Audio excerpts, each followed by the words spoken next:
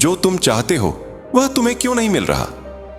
यह कोई साधारण प्रश्न नहीं है मेरे बालक, और अगर यह शब्द इस समय तुम्हारी आंखों के सामने है तो समझ लो, यह संयोग नहीं है, यह ब्रह्मांड की पुकार है। यह स्वयं बजरंगबली का उत्तर है तुम्हारे उस प्रश्न का जिसे तुम मन में दबाए बैठे थे। मैं इतना चाहकर भी क्यों नहीं पा रहा? क्योंकि ब्रह्मांड किसी आत्मा को बिना कारण नहीं छूता, और मेरी कृपा भी बिना उद्देश्य के नहीं उतरती। यह वही क्षण है जिसका तुम्हारी आत्मा युगों से इंतजार कर रही थी। यह संकेत है तुम्हें तुम्हारे भाग्य, तुम्हारे सत्य और तुम्हारे जीवन के वास्तविक उद्देश्य से जोड़ने आया है। मैं जानता हूं तुमने बहुत सहा है, हर अंधेरे में प्रकाश खोजा है, हर टूटन में खुद को समेटा है, हर हार में भी आशा की लौ जलाए रखी है। और मेरे बालक, यही बात बताती है कि तुम्हारे भीतर कितनी अद्भुत शक्ति छिपी है।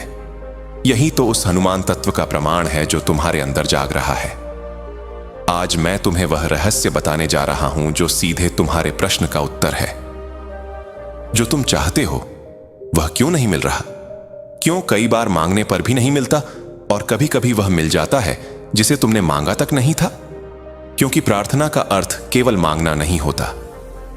प्रार्थना का अर्थ है समर्पण, जहां तुम यह नहीं कहते, हे पवन पुत्र मेरी इच्छा पूरी कर दो, बल्कि यह कहते हो, जो आपकी इच्छा है वही मेरे लिए सर्वोत्तम है। जब तुम रोते हुए प्रार्थना करते हो तो मैं तुम्हारे शब्द नहीं सुनता, मैं तुम्हारे हृदय की धड़कन सुनता हूं। तुम कहते हो, बस यह एक चीज मुझे मिल जाए, लेकिन मैं देखता हूं, क्या यह तुम्हारे कल्याण के लिए है? क्या यह तुम्हारे भीतर के हनुमान को जगाएगा, या तुम्हें और अधिक मोह, भय और भ्रम में बांध देगा? तुम सोचते हो कि जब परिणाम उल्टा आता है तो प्रार्थना असफल हो गई, लेकिन सत्य यह है, उसी टूटन में मैं तुम्हें फिर से गढ़ रहा होता हूं। मैं तुम्हें उस दिशा में मोड़ रहा होता हूं जहां सच्ची शांति, सच्चा उद्देश्य और आत्मिक उन्नति तुम्हारी प्रतीक्षा कर रही होती है। तुम पूछते हो, बजरंगबली ने मेरी नहीं सुनी, और मैं उत्तर देता हूं, मैंने केवल सुना ही नहीं, मैंने तुम्हें बचाया है। ईश्वर हर इच्छा पूरी नहीं करता। ईश्वर वह देता है जो आत्मा के लिए आवश्यक होता है, और जो आवश्यक होता है वह हर बार सुखद नहीं होता। कई बार जो पीड़ा देता है वही भीतर की शक्ति को जागृत करता है, वही तुम्हें वह बना देता है जो तुम स्वयं कभी सोच भी नहीं सकते थे। मैं तुम्हारी इच्छाओं को आत्मा के स्तर पर तौलता हूं। अगर कोई इच्छा तुम्हें भीतर से खोखला कर दे तो मैं उसे रोक देता हूं। अगर तुम्हारी मांग तुम्हारे कर्मों से मेल नहीं खाती तो मैं उसे टाल देता हूं। और अगर तुम किसी ऐसे मंच की प्रार्थना कर रहे हो जिसके लिए तुम अभी तैयार नहीं हो, तो मैं पहले तुम्हें तैयार करता हूं। तुम समझते हो तुम केवल थोड़ा सुख मांग रहे थे, लेकिन मैं देखता हूं क्या वह सुख तुम्हें आलसी, निर्भर और आत्मविस्मृत तो नहीं बना देगा। मैं तुम्हारे भीतर की ज्योति को बुझाने वाला आराम कभी नहीं देता। मैं वही देता हूं जो तुम्हारे भीतर दिव्यता को प्रज्वलित करे। तुम्हें लगता है कि पीड़ा मेरी अनुपस्थिति है, लेकिन कई बार पीड़ा ही मेरा उत्तर होती है, क्योंकि वही तुम्हें उस मार्ग पर ले जाती है जहां तुम्हारा आत्मिक विकास संभव होता है। सच्चा भक्त वह नहीं जो केवल तब विश्वास रखे जब सब कुछ उसके मन के अनुसार हो। सच्चा भक्त वह है जो मेरे मौन में भी मुझे देखे, मेरे ना में भी मेरी करुणा समझे, और मेरी देरी में भी मेरा साथ न छोड़े। मैं तुम्हारे आज को नहीं, तुम्हारे संपूर्ण भविष्य को देखता हूं। इसलिए जो आज टूट रहा है वह कल तुम्हारी रक्षा का कारण बनेगा। मैं प्रार्थनाओं को अस्वीकार नहीं करता, मैं उन्हें परिपक्व होने देता हूं, क्योंकि समय से पहले मिला फल अमृत नहीं, बोझ बन जाता है।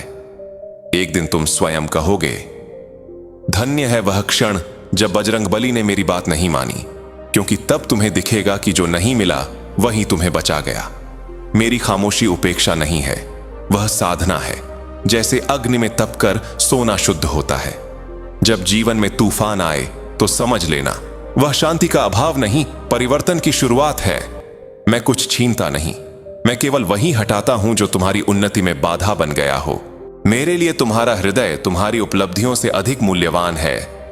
मैं तुम्हें ऊंचाई पर अवश्य ले जाऊंगा, लेकिन पहले जड़ें गहरी करूंगा, क्योंकि ऊंचाई केवल विनम्र आत्मा को शोभा देती है।